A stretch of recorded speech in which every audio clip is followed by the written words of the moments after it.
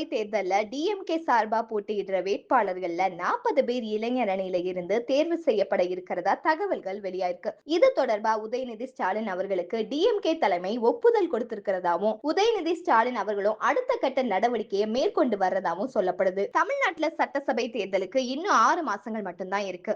ஏற்கனவே டிஎம்கே, ஏடிஎம்கே இந்த 2 கட்சிகளுமே தீவிரமா தேர்தல் பணிகளை மேற்கொண்டு வராங்க. டிஎம்கே கூட்டணியில இருக்கிற கட்சிகள் இணக்கமா செயல்பட்டு இருந்துட்டு வர நிலையில ஏடிஎம்கே பாஜக கூட்டணி உருவாயிடுச்சு. இந்த கூட்டணியில எந்தெந்த கட்சிகள் இணையும் அப்படிங்கிற எதிர்பார்ப்பும் ஏற்பட்டிருக்கு. குறிப்பா பாமக மற்றும் தாவேகா 2 கட்சிகளையுமே ஏடிஎம்கே கூட்டணிக்குள்ள கொண்டு வரணும் அப்படிங்கறதுல எடப்பாடி பழனிசாமி அவர்கள் ரொம்பவே தீவிரமா இருக்காரு. அதுக்கான பணிகளை பாஜகவும் செஞ்சுட்டு வராங்க. ஏடிஎம்கேவினுடைய 2ஆம் கட்ட தலைவர்கள் நேரடியாவே விஜய்க்கு அழைப்பு விடுத்து வர்றாங்க. இதுக்கிடையில தான் டிஎம்கே தரப்புல பல கருத்து கணிப்புகள் எடுக்கப்பட்டு வருது. ஐபேக் மற்றும் பென் நிறுவனம் தரப்புல ஒவ்வொரு 20 நாட்களுக்கும் ஒரு கருத்து கணிப்பு எடுக்கப்பட்டு வருது. இந்த நிலையில சட்டசபை தேர்தல்ல டிஎம்கே சார்பா போட்டியிடுற வேட்பாளர்கள்ல 40 பேருக்கு இளைஞர் அணியில இருந்து தேர்வு செய்ய இருக்கிறதா தெரிய வந்திருக்கு. டிஎம்கேல உதயநிதி ஸ்டாலின் அவர்களுக்கு முக்கியத்துவம் அளிக்கிற வகையில இந்த முடிவு எடுக்கப்பட்டிருக்கிறதா தெரியுது. தாவேக்கால இளைஞர்கள் அதிக அளவுல இணைஞ்சிட்டு வர சூழல்ல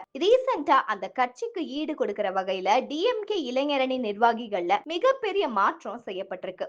இதனாலேயே இளைஞர் அணியில இருந்து போட்டியிடுற 40 பேரையும் உதயநிதி ஸ்டாலின் அவர்கள் தேர்வு செய்ய இருக்கிறதா சொல்லப்படுது. இதனாலேயே டிஎம்கேல எம்எல்ஏ சீட்டு கேட்டு உதயநிதி ஸ்டாலின் அவர்கள் பின்னாடியே பலரும் அதிக அளவுல சுத்திட்டு வரதா சொல்லப்படுது. ஏற்கனவே டிஎம்கேல இளைஞர் அணி மற்றும் மாவட்ட செயலாளர்கள் இடையில மோதல் ஏற்பட்டு வருது. இப்போ தேர்தலையும் முக்கியத்துவம் அளிக்கப்பட இருக்கிறனால இது அடுத்த கட்டத்துக்கு போகும் அப்படின்னு எதிர்பார்க்கப்படுது. ஆனா உதயநிதி ஸ்டாலின் அவர்கள் தேர்வு செஞ்சு கொடுத்த பட்டியல்ல இருந்து இளைஞர் அணியை சேர்ந்த நிர்வாகிகள்ல யாருக்கு சீட் கொடுக்கிறது அப்படிங்கறத டிஎம்கே தலைமை தான் முடிவு பண்ணும் அப்படின்னு சொல்றாங்க. திறமையானவர்கள், கட்சிக்கு உழைச்சவங்க, இந்த மாதிரியான பல விஷயங்களை வச்சுதான் இந்த முடிவு எடுக்கப்பட இருக்கிறதாவும் சொல்லிட்டு வராங்க. இந்த மாதிரியான லேட்டஸ்ட் அரசியல் அப்டேட்ஸ்லாம் உடனுக்குடனே தெரிஞ்சுக்கணும்னா மறக்காம நம்ம சேனல் ட்ரெண்டிங் டார்கெட்க்கு சப்ஸ்கிரைப் பண்ணி ஷேர் பண்ணுங்க. Bye, thank you.